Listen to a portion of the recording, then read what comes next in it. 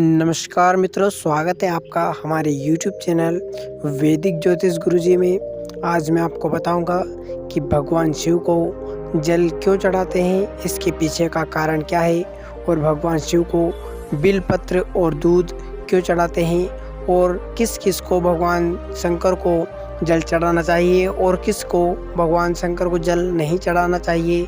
आज मैं आपको भगवान शंकर के जल चढ़ाने की, दूध चढ़ाने की और बिलपत्र चढ़ाने की और भगवान शंकर की पूजा करने की विधि बताऊंगा।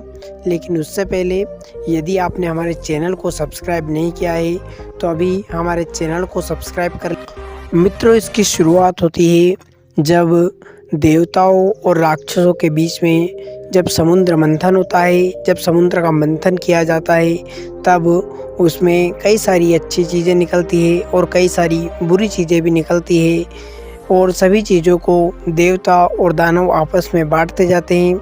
लेकिन एक समय के बाद उसमें विष निकलता है जो कि बहुत ही हानिकारक होता है और वो विष इतना हानिकारक था कि इस पृथ्वी के सभी प्राणियों को एक ही बार में नष्ट कर सकता था। इतना हानिकारक विष का प्रभाव कोई भी देवता, दानव या राक्षस कोई भी कम नहीं कर सकता था। सभी ने बहुत प्रयास किए पर वो विष का प्रभाव कम नहीं कर सके। तभी भोले बाबा महादेव आगे आए और उस विष को ग्रहण कर लिया, उस विष को पी लिया। वो विष के प्रभाव से भगवान शंकर के गले में नीला रंग, जो कि सभी आपने भी देखा होगा, नीला रंग आ गया। उन्हें नीलकंठ महादेव के नाम से भी लोग जानते हैं, उन्हें नीलकंठ भी कहते हैं। जब उनके गले में नीला रंग आ गया तो विष ने अपना प्रभाव दिखाया और भगवान शंकर के मस्तिष्क में जलन की तरह वो अपना प्रभाव दिखाने लगा। उसी समय सभी देवताओं ने भगवान शंकर को जल अर्पण किया और जल के साथ में ही दूध अर्पण भी किया। भगवान शंकर को जब जल अर्पण किया तो भगवान शंकर को राहत मिली और वे प्रसन्न हुए और प्रसन्न होकर कहा कि जो भी कलयुग में मुझे जल चढ़ाएगा और दूध चढ़ाएगा उसके ऊपर मेरी कृपा हमेशा बनी रहेगी। और साथ ही भगवान शंकर के विष के प्रभाव को कम करने के लिए सभी देवताओं ने उन्हें बिलपत्र भी खिलाए और इससे भगवान शंकर के विष का प्रभाव कम हुआ। और आज हम सभी कलयुग में भगवान शंकर को जल चढ़ाते हैं, दूध चढ़ाते हैं और साथ ही बिलपत्र भी चढ़ाते हैं। और साथ ही जब भी आप भगवान शंकर को जल चढ़ाए तो आपका मुंह हमेशा उत्तर दिशा की तरफ रहना चाहिए।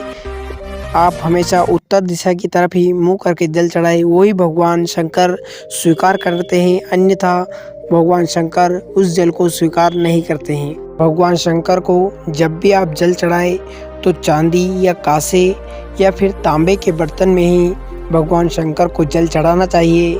भगवान शंकर को कभी भी स्टील के बर्तन में जल नहीं चढ़ाना चाहिए। आजकल के कई लोग इस बात का ध्यान नहीं रखते हैं, वो सिर्फ जल चढ़ाने पर ही ध्यान देते हैं और वे कई सारे लोग स्टील के बर्तन में जल चढ़ाते हैं।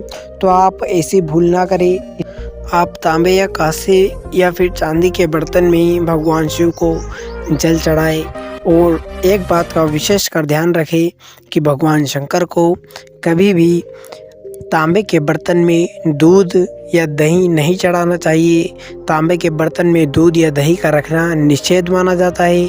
इसलिए भगवान शंकर को कभी भी जीवन में किसी भी पूजा पाठ में, किसी भी पूजा पद्धति में तांबे के बर्तन में दूध या दही का रखना निषेध माना गया है। तो इस बात का विशेष ध्यान रखें कि तांबे के बर्तन में कभी भी दूध और दही ना रखें। आज के लिए इतना ही, मिलते हैं अगले वीडियो में। तब तक के लिए जय श्री राम और कमेंट बॉक्स में जय भोलेनाथ लिखना नहीं भूले। और यदि आपने हमारे चैनल को अभी तक सब्सक्राइब नहीं किया है तो अभी चैनल को सब्सक्राइब कर ले।